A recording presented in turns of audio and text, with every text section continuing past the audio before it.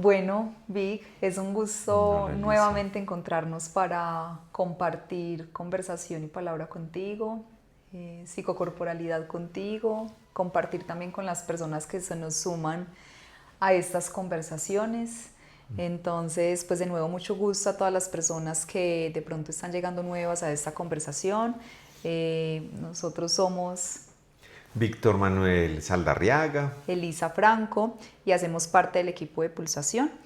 Eh, Venimos con la idea de conversar un tema que creo que ha venido estando muy presente en las conversaciones en relación a salud mental, a lo cultural, a una pregunta que creo que nos lleva a hablar de lo humano y qué está pasando con el fenómeno de los Terians. Las personas están muy inquietas con este fenómeno, con esto que emerge y que además se cree que es nuevo en emergencia, que ya vamos a entender por qué lo digo de esta manera.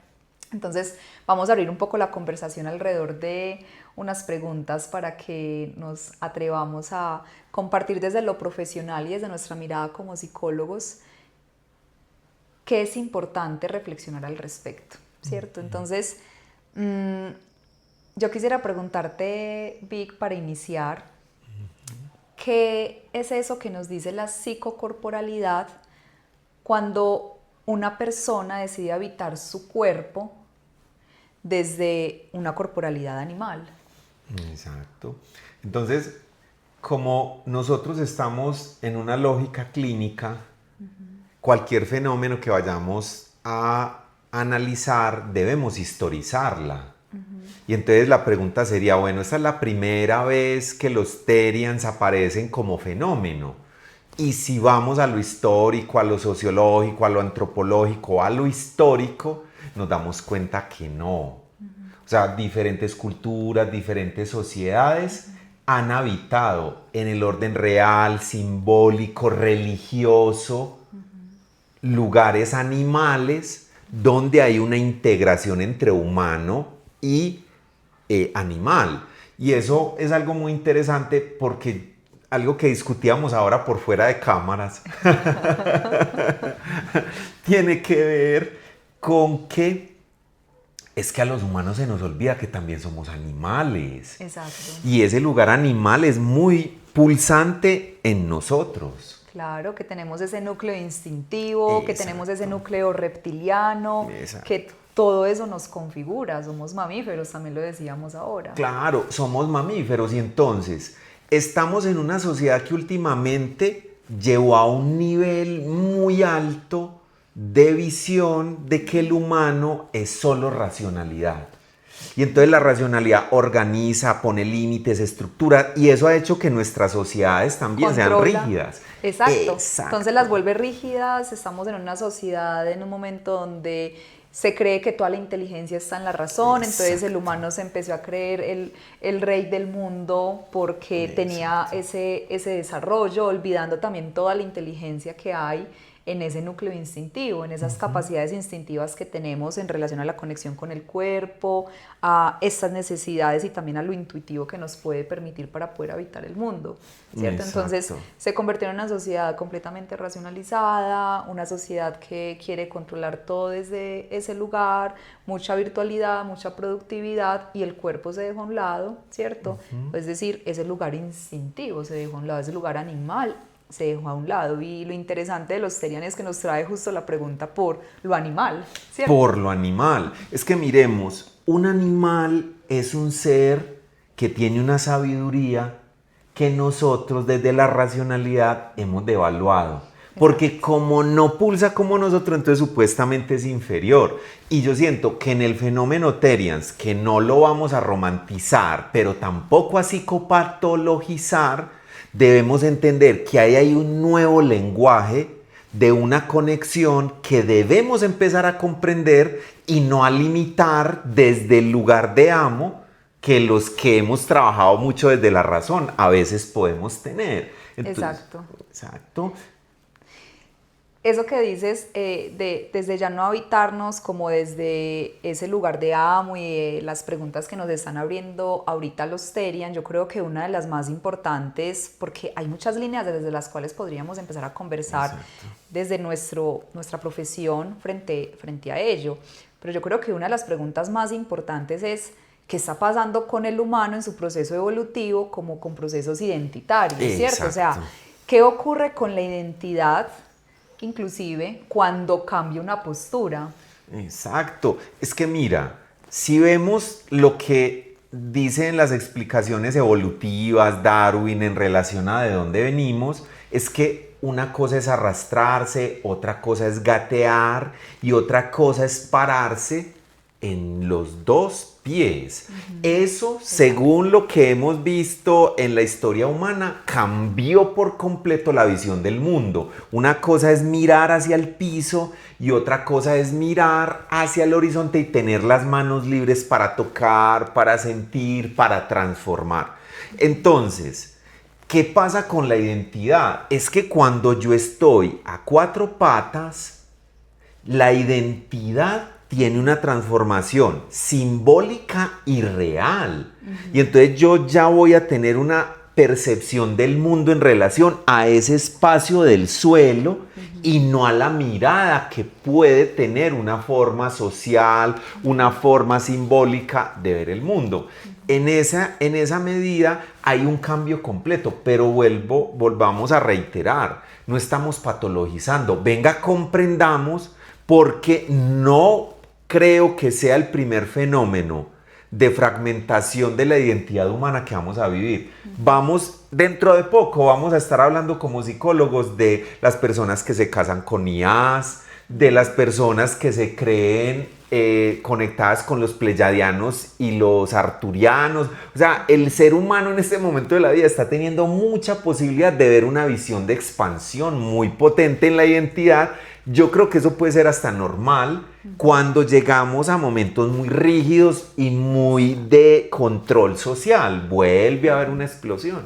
Exacto, porque yo creo que justo estamos en un momento histórico y evolutivo donde se están transgrediendo muchas de las normativas. Exacto. Que esa rigidez y esa necesidad de control humano nos llevaban a instalar en cómo debíamos de pensar, qué prácticas debíamos de tener académicas, espirituales, morales, cómo deberíamos de definirnos, cómo iba a ser la línea de la vida de cada ser humano. Entonces, bueno, voy al colegio, ¿cierto? Exacto. Salgo y debo un estudio, me caso, casa, beca, lo que hemos escuchado muchas veces como de manera muy automática ya en muchas personas frente a un estilo de vida o a un camino de vida.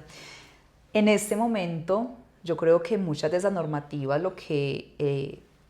todo lo que estamos conversando nos permite ver es que ya están quedando completamente estrechas, o sea, ya están quedando completamente pequeñas para toda la gran complejidad humana que somos, en donde se expande la experimentación por una pregunta justamente por sí mismo. Por sí mismo, porque ¿quién mira, se es? ¿Quién se es? Y no es gratuito que justo este fenómeno de los Terian suceda en una etapa tan determinante para esa exploración de identidad que es la adolescencia, o esa adultez temprana, ¿sí? Que podríamos decir que también es una adultez temprana donde se termina de reorganizar ese proceso identitario. Pero también comprendiendo que el proceso identitario es un proceso en movimiento constante. De inicio a cierre, ¿cierto? O sea, es un movimiento que igual no va a quedar estático en algún momento de la vida de manera exacta, por decirlo así. Claro, porque yo iría a que nos preguntemos clínicamente cuáles son como los pros y contras, digámoslo así, que podemos ver de este fenómeno. Pero entonces entendamos lo siguiente, es que imagínate esto. Yo puedo a los 20 años ser Terians y esa experiencia transformar muchas cosas, pero a los 40 puede que ya sea otra cosa.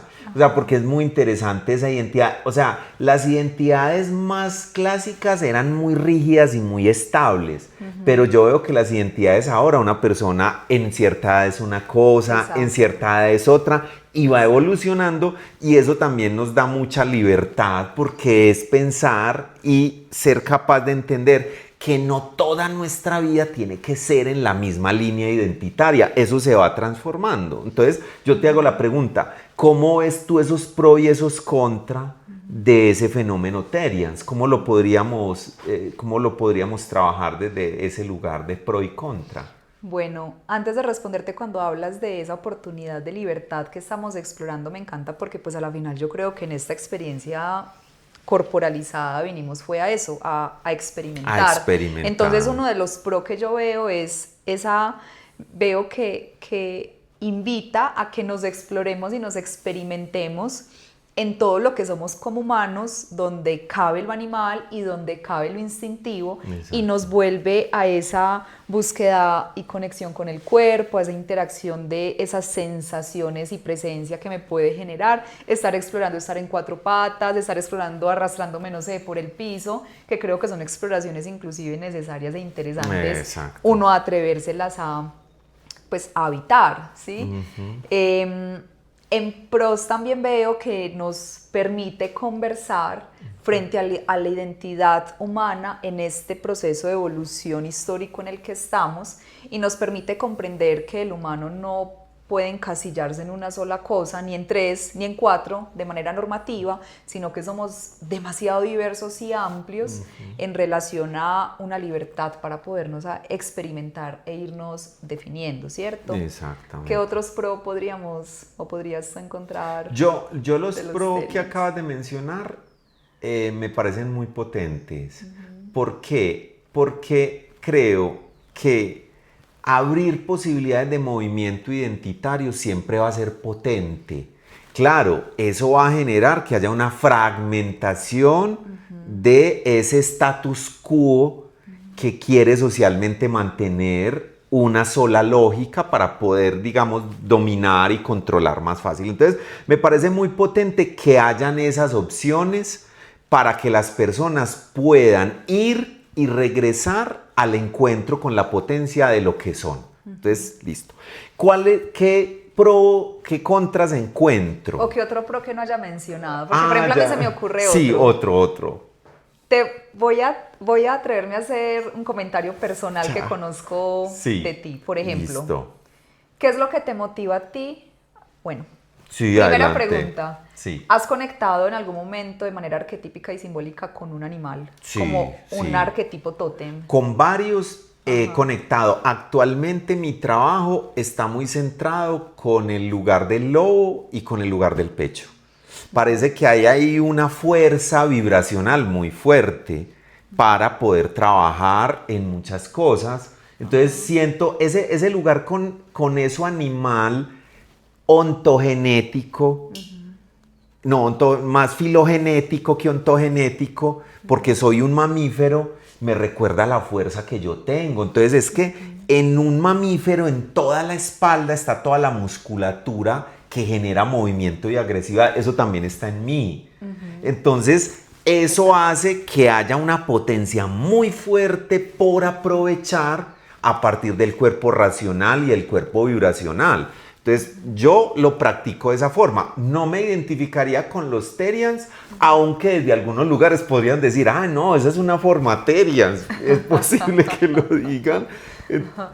Eso, exacto. Porque pensaba justamente en ese, ¿cierto? Y es la potencia que también tiene cuando los simbolismos los usamos a favor de conectar ciertas líneas que queremos en nuestra identidad y en nuestra exploración de ser, ¿sí? Exacto. Vamos ahora con los contras y yo creo que con esto podemos dejar así la conversación por Claro. hoy, que yo sé que nos entusiasma bastante podernos compartir. Igual las personas que vayan teniendo preguntas al momento de estarnos escuchando, por favor nos las hacen, las dejan en comentarios, que si vemos que da pie para una próxima conversación del mismo tema, un capítulo 2 de esta conversación, pues entonces también lo estaremos haciendo. Entonces, ¿cuáles serían ya los contras? Y que yo creo que ahí clínicamente es muy importante que los nombremos desde ese lugar, porque también hay algo alarmante, no psicopatologizante, pero sí creo que hay algo que genera alerta y llama la atención frente a algunos contras que pueden generarse con estos procesos. Yo creo que el principal que yo propondría sería este.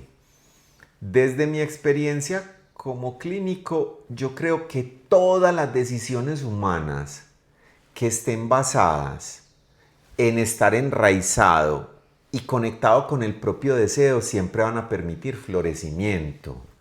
Pero cuando yo habito cualquier fenómeno, Terians, o cualquier otra identidad que yo quiera habitar, pero lo hago para escapar de algo traumático que no he integrado y tampoco he comprendido, va a hacer que toda mi vida yo esté escapando de una cosa que no he reconocido. Entonces yo no tengo ninguna dificultad con que los humanos se puedan expandir identitariamente. Me parece que es de lo más potente y sobre todo frente a este momento social.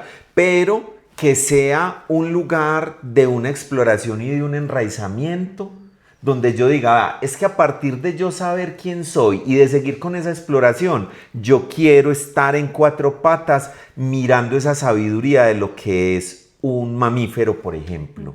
Entonces me parece muy potente.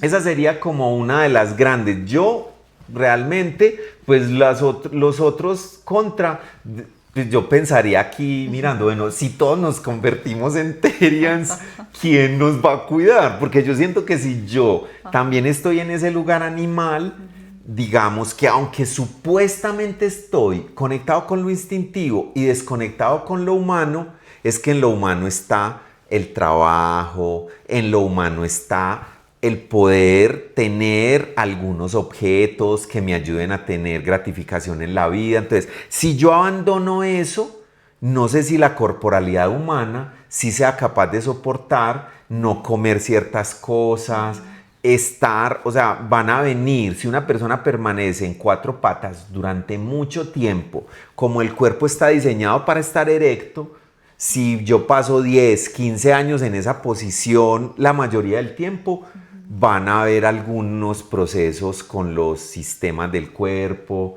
con los pilares y los anillos, que van a sufrir algún tipo de cambio. Entonces, eso es como lo más que veo como en contra, pues sí, en contra. Sí, bueno, yo creo que es un tema que tiene mucha tela por cortar. Se viene la pregunta por la autonomía, se viene la pregunta por qué está pasando con los humanos, con la conexión con la misma humanidad de ser humano, la misma raza humana.